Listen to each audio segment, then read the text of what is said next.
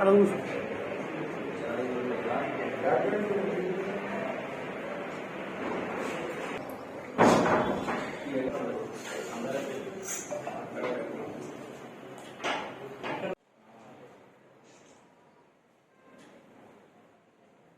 నేను చనిపోయి నాకు డాక్టర్ బతికించింది.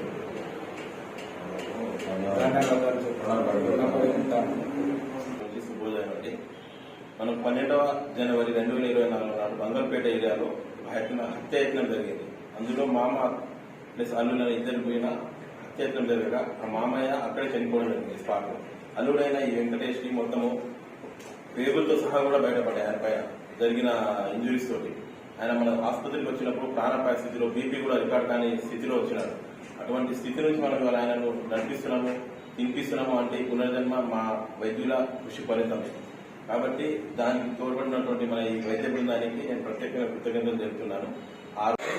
ఏం లేకుంటే సిచ్యువేషన్ లో సర్జరీ చేయడం చాలా కష్టం. ఆయన వెంకట మేడం ఏం ఆలోచించకుండా డేర్ చేసి ఏం క్వశ్చన్ చేయకుండా ఇక్కడ కష్టం ఇక్కడ కాదు వద్దు కూడా ఒక మాట కూడా అనేది మమ్మల్ని. సో మేడం కూడా చాలా మమ్మల్ని ఎంకరేజ్ చేసి సార్ నేను ఇస్తాను మీరు చేయండి సార్ తోడుగా ఉండి ఆల్మోస్ట్ 300 hours మాతో ఉండి నైట్ ఆల్మోస్ట్ ఈవినింగ్ టైంలో 6, 7, 8:30 ఆ టైంలో టెస్ట్ కూడా కొన్ని లేవు, కొన్ని ఉన్నాయి. మినిమం టెస్ట్ అనమాట. రక్త పరీక్షలు అన్ని చేయలేదు, కొన్ని మినిమం ఏదో అవసరం ఉందో అదే చేసి